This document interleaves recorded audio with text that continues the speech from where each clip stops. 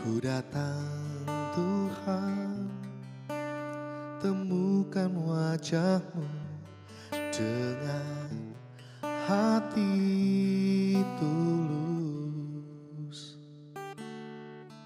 Hanya rasa cinta kepadamu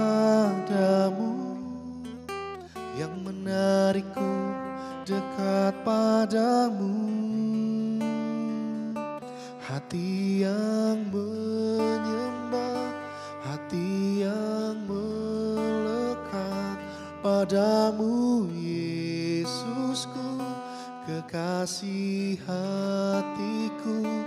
Engkaulah hidupku, segalanya bagiku, pujaanku selama-lamanya. Ku mau menyembah-Mu.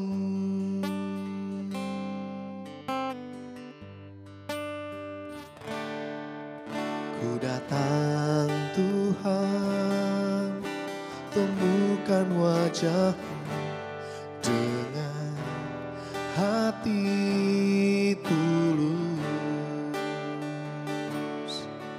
Hanya rasa cinta kepadamu yang menarikku dekat padamu. Hati yang menyembah, hati yang melekat padamu, Yesusku, kekasih hatiku. Engkaulah hidupku, segalanya bagiku, pujaanku selama-lamanya. Hati yang menyembah, hati yang melekat padamu, Yesusku, kekasih hatiku. Engkaulah hidupku, segalanya bagiku, pujaanku selama-lamanya. Ku mau menyembah-Mu.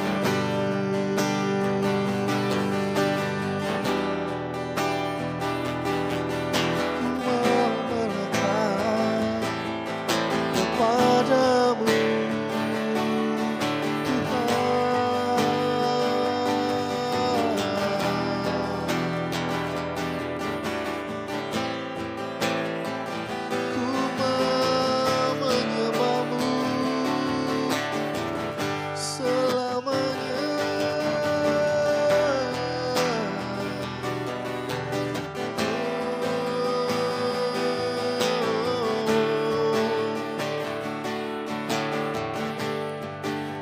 mengasihi Engkau, Yesus,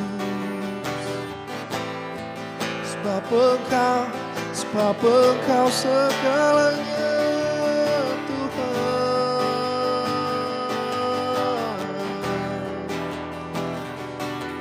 Engkaulah kekasih hatiku,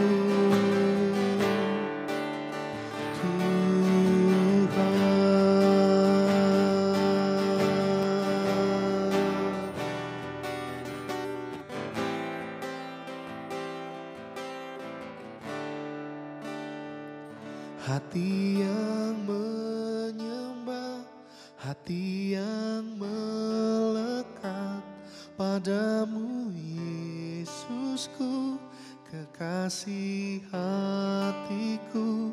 Engkaulah hidupku, segalanya bagiku, pujaanku selama-lamanya. Ku mau menyembah-Mu.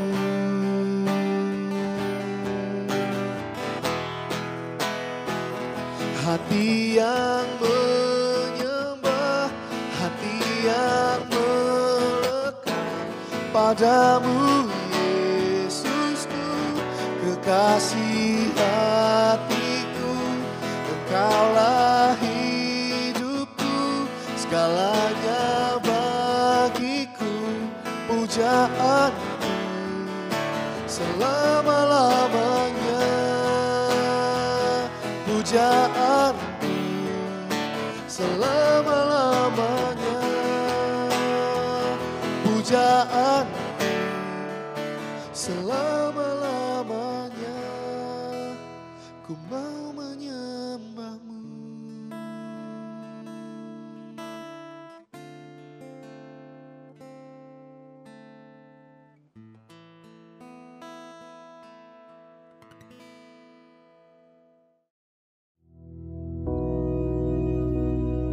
Bapa kami yang di surga, dikuduskanlah namamu, datanglah kerajaan-Mu, jadilah kehendak-Mu di bumi seperti di surga.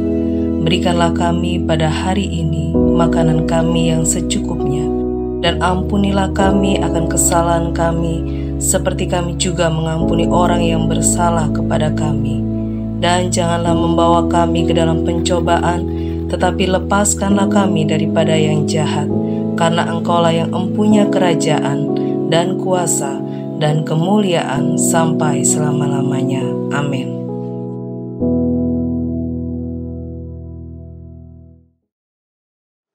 Puji Tuhan, saudara-saudaraku sekalian yang kekasih. Kita dipertemukan kembali oleh kemurahan Tuhan, ya. Nah, karena itu kita harus lebih mendekat sama Tuhan, ya, supaya selama kita hidup kita ini disertai Tuhan, ya. Nah, untuk itu mari saya ajak saudara, sebelum merenungkan firman Tuhan, kita akan sama-sama berdoa, ya. Tuhan, Bapa kami yang di sorga, tuntunlah kami, oh Roh Kudus, kami akan merenungkan akan firman-Mu. Dan firman-Mu bukan saja untuk direnungkan, tetapi untuk diterapkan di dalam hidup kami, supaya kami berkemenangan di dalam Tuhan. Terima kasih Bapa, dalam nama Yesus Kristus. Amin. Tadi saya ingin bacakan Yakobus pasal 4 ayat yang ke-8. Yakobus pasal 4 ayat yang ke-8, ya. Saya bacakan, saudara. Mendekatlah kepada Allah, dan Allah akan mendekat kepadamu. Tahirkanlah tanganmu, hei kamu orang-orang berdosa, dan sucikanlah hatimu, hei kamu yang mendua hati. Ya, coba saudara saya jelaskan lagi, ya. Dikatakan mendekatlah kepada Allah, dan Allah atau Ia akan mendekat kepadamu. Saudara-saudara, ya, kata mendekat, ya, mendekat ini dalam pengertian yang praktis, ya, itu juga bisa dikatakan mendekat, merapat, melekat, menyatu dengan Tuhan. Ya, jadi mendekat itu secara praktisnya, itu mendekat itu berarti merapat. Saudara tahu ya, merapat melekat. Melekat itu upamanya bahan perekat itu untuk melekatkan, nempel. Ya. Dan kalau sudah nempel itu menyatu. Ya. Sebab dikatakan begini, mendekatlah kepada Allah dan Allah akan mendekat kepadamu. Jadi pengertian mendekat itu tadi seperti yang sudah saya jelaskan, berarti kita itu merapat, melekat dan menyatu. Sebab di sini dikatakan mendekatlah kepada Allah dan Allah akan mendekat kepadamu. Artinya ada satu penyatuan antara kita dengan Allah. Saudara tentu ada yang berpikir begini, ya opo kok saya ini menyatu dengan Allah? Dilihat dari kemampuan rasio kita, kemampuan berpikir kita ini, yaitu Allah itu di surga, saya ini di bumi. Ya, bagaimana bisa mendekat? Upamanya dikatakan Yesus naik ke surga. Ya, itu jauhnya Tuhan bilang naik ke langit dari segala langit. Berarti ada susun bersusun langit. Yesus itu naik ke langit begitu jauhnya.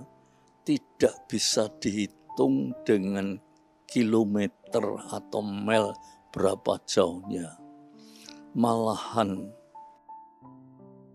ada orang pakai kata tahun cahaya. Tahun cahaya itu sedetik itu membutuhkan 300.000 kilometer. Lalu kalau kita mendekat pada Allah itu membutuhkan berapa triliun meter. Itu pun belum tentu sampai. Itu cara berpikir kita ya saudara. Tetapi cara berpikir Allah itu lain saudara. Allah itu luar biasa. Allah itu maha kuasa. Allah itu maha hadir.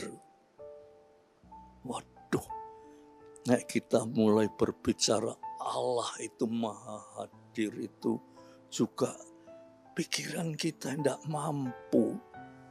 Allah itu di surga yang jauhnya luar biasa. Kok hadir?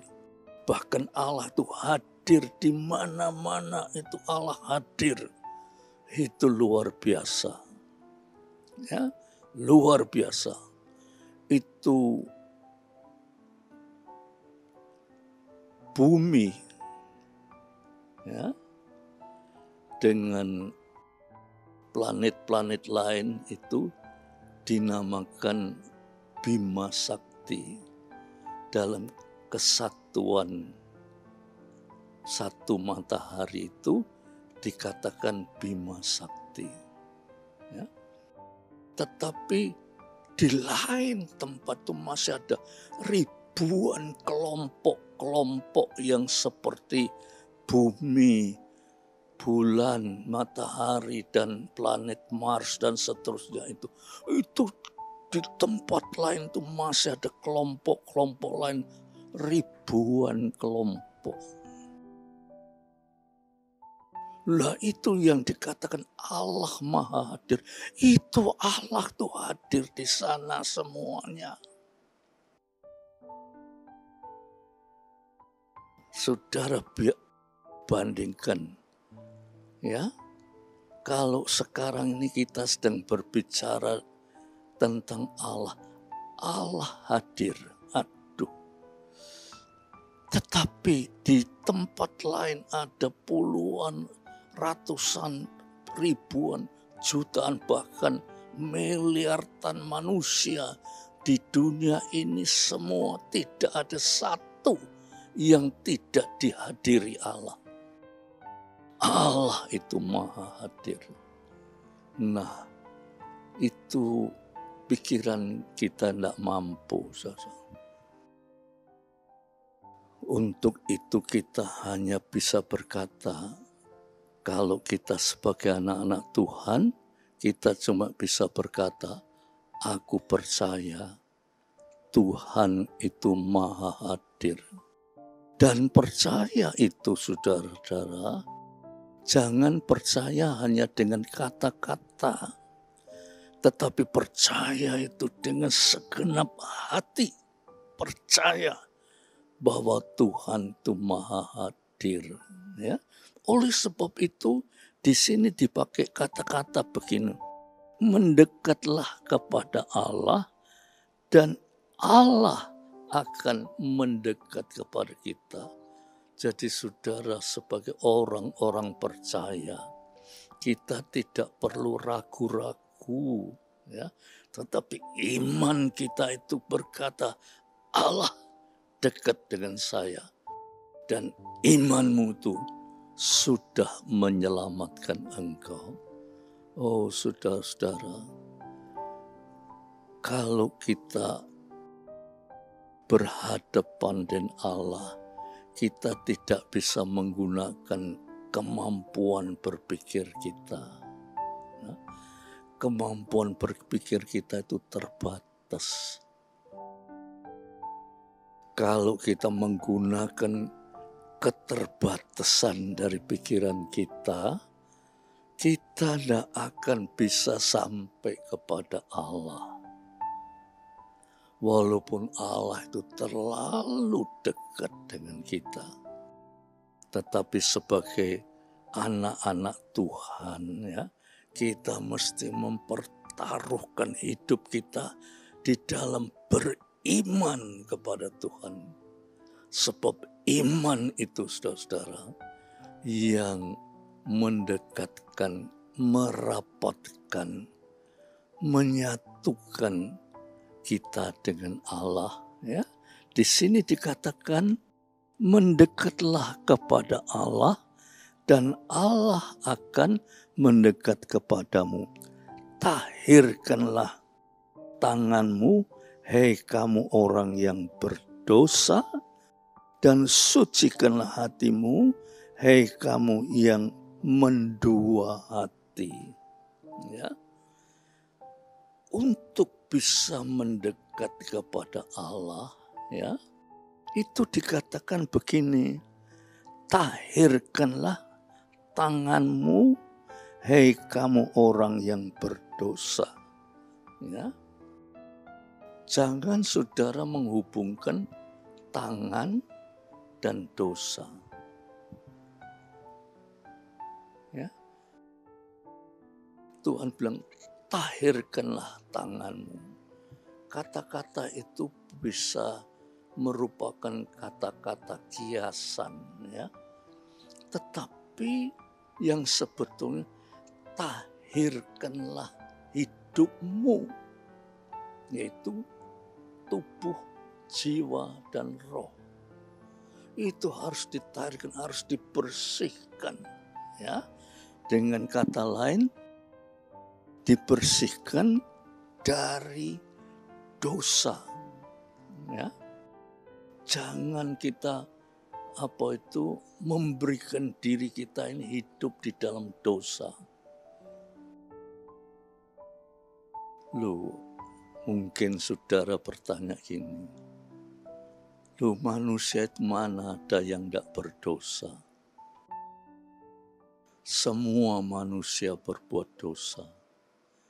Kalau ini firman Tuhan berkata, tahirkanlah, itu berarti kita mendekat kepada Allah, kedekatan kita kepada Allah itu akan dimeteraikan oleh Allah bahwa betul-betul kita dekat dengan Allah. Itu karena kita tahir daripada dosa. Ya, artinya kita menjauhkan diri daripada dosa, baru kita bisa mendekat be Allah. Itu sebabnya seringkali mungkin ya saudara, ada orang beranggapan gini, menghadapi suatu masalah, berdoa sampai nangis-nangis, tapi kok tidak ada jawaban dari Allah. Sebab kita terpisah dengan Allah karena dosa.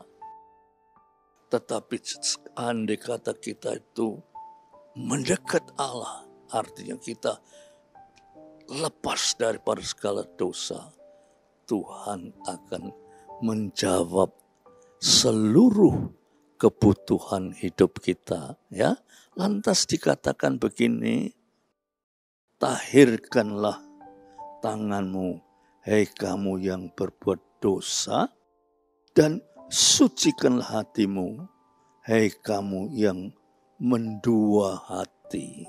Nah, kata mendua hati itu, saudara, yaitu kita ini anak Tuhan. Ya. Tapi hidup kita itu masih berkecimpungan di dalam hidup yang penuh dengan dosa.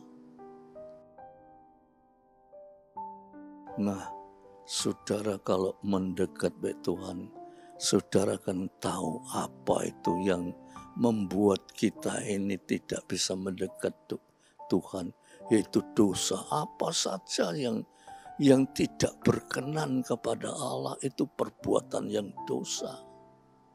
Ya, perbuatan yang dosa. Upamanya, kita membenci orang, kita bisa mendua hati. Yang pertama, aku benci dia sebab dia itu selalu mengganggu saya, selalu ngelek-elek saya, selalu bikin masalah dengan saya. Aku benci dia. Itu cara berpikir secara manusia, ya. Tetapi kebencian itu sudah dosa. Benci itu sudah dosa. Ya. Matius pasal 5 ayat 44 dikatakan, ya. Kasihilah musuhmu. Musuh suruh ngasihi. Saudara bisa berpikir, musuh harus dikasih. Itu tidak masuk akal. Iya, secara manusia tidak masuk akal. Tetapi Tuhan bilang, kasihilah musuhmu. Doakan mereka yang menganiayakan kamu. Itu luar biasa. Dan itulah artinya kita itu menjauhkan diri daripada dosa dan kita mencoba mendekatkan diri dengan Tuhan. Memang angel ya saudara. Hidup sebagai anak-anak Tuhan itu angel.